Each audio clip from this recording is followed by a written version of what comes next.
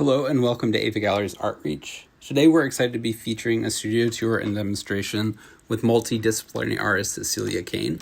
The original program aired live from her studio in March of 2025. Cecilia's work spans from public sculpture, mixed media, community projects, performance art, and painting. For more information or to tune in live where you can ask the artist questions, you can visit avagallery.org/art-reach. And I'll throw it over to Cecelia to discuss her series, How Am I Feeling Today? We wanted to start out, first of all, about how am I feeling today? And that's because it's multi-layered, I guess is the word, in which after my mom died many years ago, she died at the age of 89. And one of the things I found was in her dresser drawer, this kind of a cute little hat box with hankies in there. There were 89. She lived 89 years, but there were 100 hankies. And I decided to do daily how I was feeling, because I was feeling pretty bad about my mom passing away.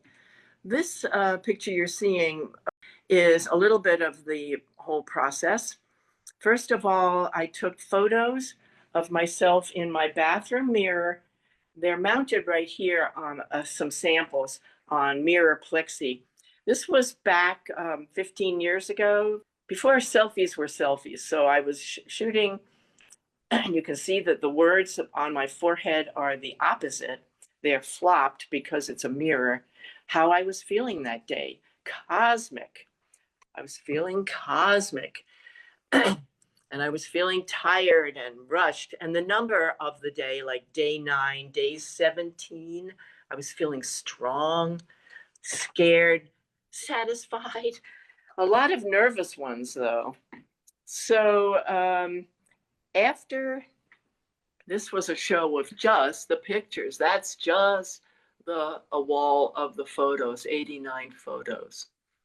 But after that, in probably, I don't know, a couple of years after that, I decided to do portraits of those feelings based on, here's the photo, this is the cosmic Cecelia.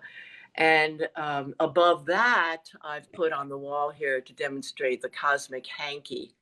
So that's actually a laser print. I painted a little bit over it. This is the hanky for feeling tired. So there's embroidery, there's batting that I put in between, so it's like quilting as well. This is feeling rushed, lots of arrows, feeling strong, feeling healthy. I want to talk a little bit about this one. H, I have a lot of H hankies. My mother's name is Hazel.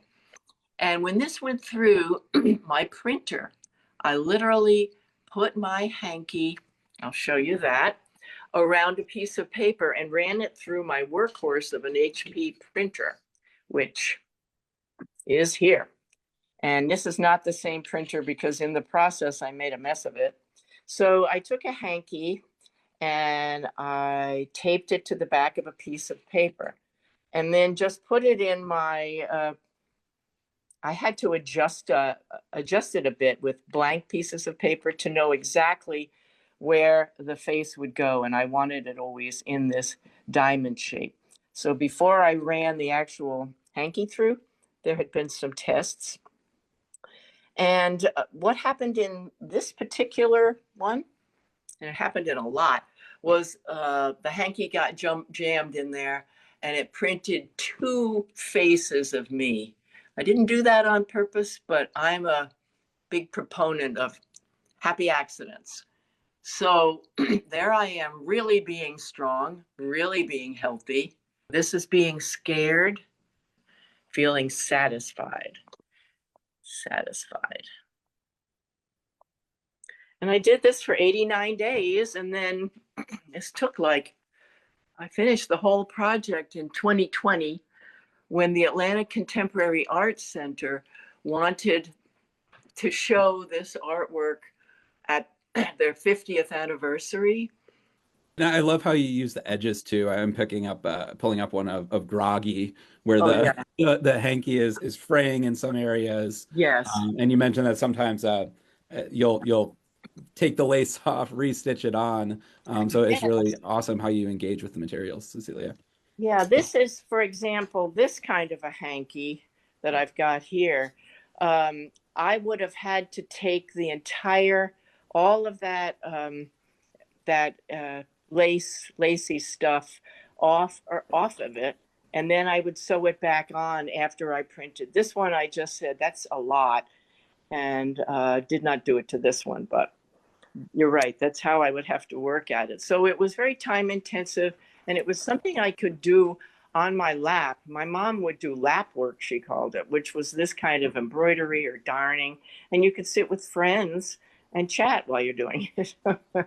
I have decided over this time that these iterations that I do one day, this day, 1 hour, this time, or whatever, are based on the rosary. My mother used to say a rosary, which is a meditative kind of set of prayers, Our Fathers and Hail Marys on long beads. And that's why I have them kind of straight across, and not just helter skelter. I like the massing. And I like you to be able to look individually.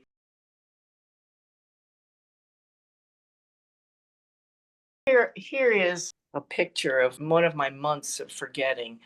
Once I did maps, these little drawings, I guess. This one's kind of like a head, and all these symbols inside, which are my language for forgettings. There are some that is a shape that might be when somebody finishes my sentence for me, it's a different shape.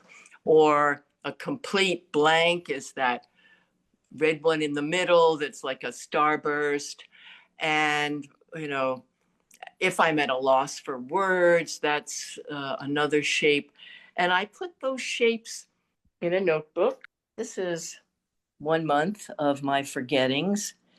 And I will stack them. The first forgetting of the day, I'm looking for my glasses, and there's a shape for finding something that's on me already. That's embarrassing, but so that becomes the middle one, and then whatever happens throughout the day gets added. So that's one day. And then I did a painting based on 1 month, like the one you showed. And here's another one. This one is September, called September. But some of them were very pastel with lots of these kind of childlike symbols. And that too, I did drawings for. I've been doing lately studies. So this is just one study, this one, for example. And on the back, it's a study of the symbol forgotten, but remembered almost immediately. Okay, so that's the kind of shape. I just did a little landscape of it. This one is three shapes, but I like this one especially. So I have three. This is probably the one that's a major forgetting. And then it just shoots up. And that I hope to be these will be paintings all by themselves. So the project never ends. Throughout your entire house is kind of a manifestation of your practice. When we had planned this, it's like as you're going through the bedroom, there's this giant forest scape Yeah. that's in your living space as well as you continue. There's your entire room for writing. So I didn't know if you want to kind of start here. So we're looking at right now the photo of this tree. Not only I miss Vermont a lot, and the fact that there are beautiful trees here, but I miss the feeling of like being in a forest. So The projects I did in Vermont was becoming a tree, in which I dressed like the tree. So here's a birch, and this is me kind of purpley, a little bit like that tree. That tree is alive. In the summer, it's a maple. They're wonderful. They look dead in the winter. Some of them, like this one, split all the way through, but its branches will sprout leaves. I call them, and that is an area I call the Hall of the Mountain Maples, where they're just like stoic sentinels surviving. Here I am on one that has fallen over, dressed like it as much as I could. And here I am mimicking two of the branches. And here I am in the forest next to a pine that is dying. So that's the tree room. But I will talk about another phase of my work. It's also about my mother. And it's a earthwork called the Mother Hole. I had the opportunity to work with the carving studio and sculpture center in West Rutland, and they had a show where people could use the marble that was available, and I chose working the opposite of sculpture in a way. Everybody was working up from blocks of marble, and I was working down. So here was my proposal drawing, and I wanted to make and did make a hole my height, and I wanted to go down into that hole and just ask my mother the nature of death. Of course, she wasn't going to answer, but the act of all this heavy digging, the cover, and they helped me with supplies and getting rid of the dirt. Here is the finished interior all the way down. There's a drain that I put in the bottom so that the well would not, the water in the hole would not fill up. And there happened to be an artist in residence. He was creating from huge blocks these they have one side that's curved, and so that was perfect. He let me take his shards that were not used, and I used those to line the mother hole. After a certain point, like right where I am, I couldn't use that spade anymore because I didn't have room once I was in there to swing and dig and flip out the dirt. So I had to go to like a little hand trowel and a kid's pail that you take to the beach, but it all worked out. They were already cutting down, just trimming, I guess, the bushes and branches in the area of the carving studio. So I had the material, and then I learned how to do the double clove hitch from this fellow, and made this ladder that really was strong enough for me to get up and down. I highly recommend the double clove hitch if I can remember it. Okay, then what I also did for this project was I did studies. It took, like a month or more to do the digging, and the actual going down was probably anticlimactic. I went down, and then I asked my mother the question, stayed there, and came back out. So, okay, some of these are imaginary holes. This is a hole on an ocean going down. This is, I don't know, some kind of an animal burrow. And just fanciful triple-decker holes that just kind of atmospheric, I guess, and then a top view, many, many more. So I had these on display too. One thing that is really great about your practice is how quickly you move from these drawings to sculpture. Does one ever come before the other, or is it organic? Or for this project in particular, did you start with the did these drawings emerge after the sculpture, or did they come during it? Or what's generally your thought process with that? For this project, the drawings came first. I had a studio nearby in Brandon, Vermont, and I just had a wall of them going for a whole year beforehand. And luckily, I found a place to do the whole. I guess what do I normally do? This is the thinking place. It's a hut in a field in Vermont. There it is in the winter. There it is. And up here it is, before I trimmed it. This is me making it, weaving it. This is being inside this wonderful place. And that's part of how I started. This one I didn't do any sketches for. I just got at it. And there I am way up there starting it. But this is how it actually felt, dragging these sticks from a pile. And my dog, who's not showing, would be by my side.